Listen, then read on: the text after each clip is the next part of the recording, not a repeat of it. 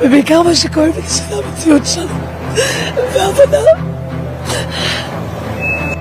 אתה מבין שכל עניין של שניות, כל עניין של מזל.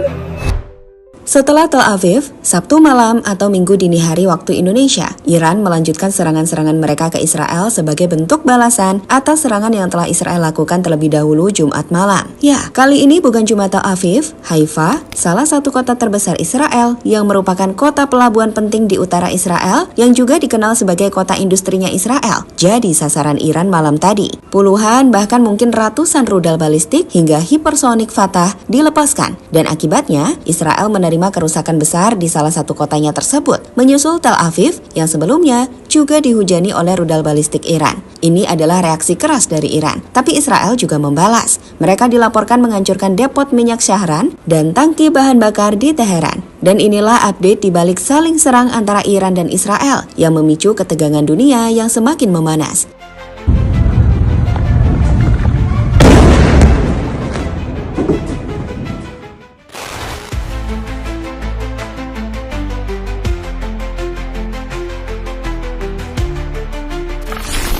Saat Israel memutuskan untuk menyerang Iran beberapa waktu lalu, Israel mungkin lupa siapa yang mereka lawan. Iran bukan Gaza, yang tak bisa membalas dengan keras serangan dari jet-jet tempur Israel. Iran adalah salah satu negara dengan militer terkuat di Asia. Bahkan saat Amerika juga coba untuk menekan Iran, mereka tak pernah bisa, karena Iran tak akan pernah mau tunduk dengan siapapun. Mereka punya kekuatan, dan hal itulah yang kemudian menghantam Israel baru-baru ini. Setelah kemarin atau Sabtu malam, Tel Aviv dibombardir dengan lebih dari 200 rudal balistik dalam 3 gelombang yang menghancurkan Pentagonnya Israel dan gedung-gedung di sekitarnya. Malam tadi, serangan berlanjut dan meluas ke kota lain seperti Haifa, kota yang jadi tempat industri militer dari Israel. Sekarang, lihatlah begitu banyak misil rudal yang gagal dicegat Iron Dome Israel dan menghantam pelabuhan di Haifa.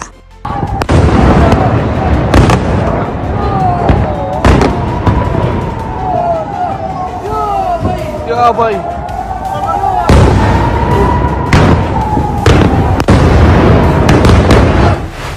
Sekarang lihatlah bagaimana rudal hypersonic Fatah menghantam Haifa. Lihat kecepatan rudal ini, kecepatan yang luar biasa yang tidak mungkin bisa dicegat sistem pertahanan dari Israel.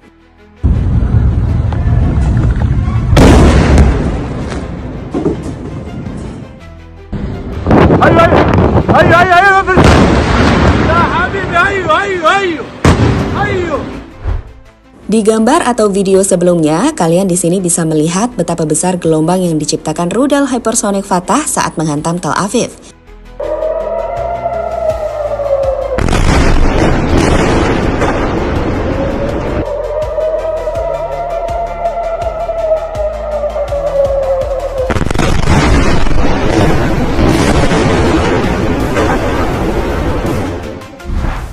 Di malam kedua serangan Iran ke Israel sendiri, Garda Revolusi Iran melaporkan kalau mereka menargetkan fasilitas produksi bahan bakar pesawat tempur dan pusat pasokan energi di Israel dengan rudal. Hal yang kemudian membuat kilang minyak di Haifa mengalami kehancuran dan kebakaran. Di sisi lain, serangan itu juga membuat sebagian besar penduduk negara itu berlindung dengan Komando Front dalam negeri Israel mengirimkan peringatan lewat telepon tak lama setelah pukul 11 malam.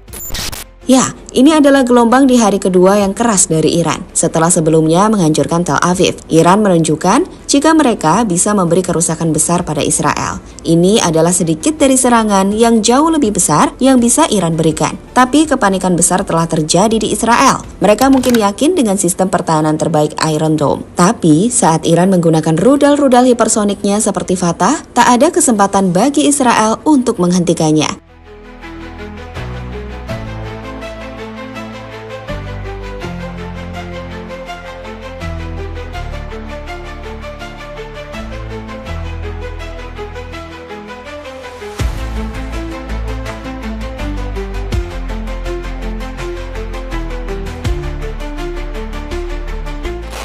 Iran sendiri menjanjikan bahwa operasi ofensif akan terus berlanjut lebih luas jika Israel dan sekutunya terus coba menyerang mereka. Iran memberikan peringatan pada Amerika, Prancis, dan UK yang terang-terangan mendukung serangan Israel ke Iran. Seperti kita tahu, Donald Trump mengatakan Amerika Serikat akan membantu membela Israel, dan pejabat Amerika telah mengatakan bahwa pasukan Amerika Serikat telah membantu menembak jatuh pesawat nirawak dan rudal Iran saat mereka mendekati Israel. Sementara itu, Presiden Prancis Emmanuel Macron juga mengatakan pada hari Jumat bahwa negaranya akan membantu membela Israel dari pembalasan Iran. Dengan pemerintah Inggris mengatakan Israel berhak membela diri, meskipun Perdana Menteri Keir Starmer telah menekankan perlunya deeskalasi.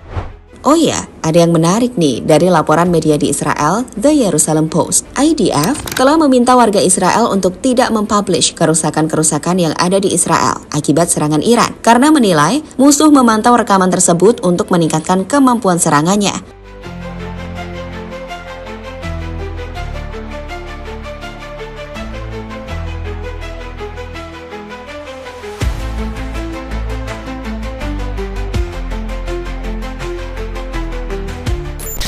Ketakutan rakyat Israel.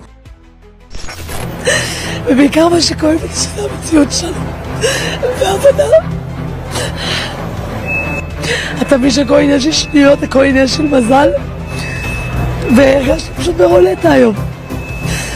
ילדה לא צריכה לעבור את זה, ואישה מבוגרת לא צריכה להרגיש לבד ולפחד מפה בשיניים. Ya, itulah yang disampaikan oleh salah satu warga Israel usai serangan besar-besaran Iran menghantam Israel. Menurutnya, serangan dari Iran membuat semua orang takut. Kenyataan itu membuat ia sangat menangis. Ia merasa seperti berada di meja roulette dan bisa kapan saja menjadi korban dari serangan rudal. Ia menilai anak wanita nggak boleh merasakan ini. Namun ia mungkin lupa, inilah yang dilakukan Israel pada Gaza, menghancurkan kota. Dan Israel lah yang memulai serangan ke Iran. Iran hanya membalas, balasan yang bisa sangat menghancurkan.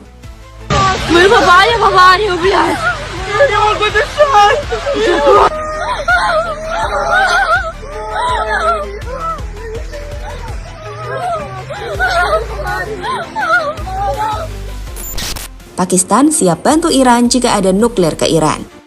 Pakistan stands with Iran right now because they are brothers in a shared struggle against the Zionist entity. And if you don't believe me, take a listen to what Benjamin Netanyahu had to say years ago when he was planning all these wars that he's now carrying out. He said, "The greatest mission we have, Israel, is to prevent a militant Islamic regime from gaining nuclear weapons." Pakistan does have nuclear weapons, by the way. Memiliki kesamaan dalam berjuang melawan Zionis, Pakistan mengungkapkan bahwa mereka akan berdiri untuk mendukung Iran menghadapi Israel. Tak main-main, Pakistan memperingatkan sekutu Israel bahwa jika Iran sampai mendapatkan serangan nuklir, maka Pakistan akan menggunakan nuklirnya untuk membalas serangan tersebut. Menteri Pertahanan Pakistan, Khawaja Asif, mengatakan bahwa semua negara Muslim harus bersatu melawan agresi Israel. Ia pun menegaskan pentingnya persatuan umat Muslim untuk melawan Israel dan sekutunya. Selain Iran, China juga terang-terangan mendukung Iran. Seperti kita tahu, China, Pakistan, Iran, termasuk Rusia, memiliki hubungan yang erat, di mana mereka akan saling membantu jika terdapat serangan yang mengarah ke negara tersebut. Oh iya, Korea Utara juga dipastikan akan membantu Iran dalam menghadapi Israel jika perang terus berlanjut. Only condemn Israelis attack on Iran. This is a violation of Iran's sovereignty and territorial integrity, and we are particularly concerned that they are attacking nuclear facilities, which is another red line that Israel.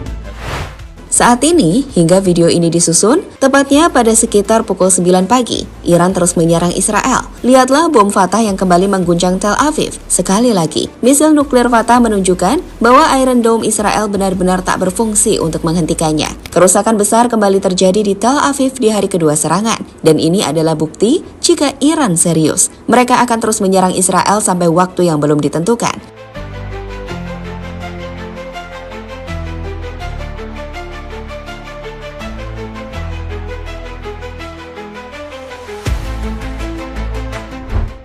Apa yang sedang kita saksikan hari ini bukan lagi sekedar konflik militer, tapi ini adalah bentuk perlawanan penuh murka dari satu bangsa yang selama bertahun-tahun ditekan, dihina, dan dijadikan target. Iran kini menjawab dengan bahasa yang paling Israel takuti, bahasa rudal, bahasa kehancuran, dan bahasa kekuatan. Tel Aviv porak-poranda, Haifa terbakar. Warga Israel kini tidur dalam ketakutan yang selama ini juga dirasakan warga Gaza. Dan dunia, kita lihat apa yang akan dilakukan.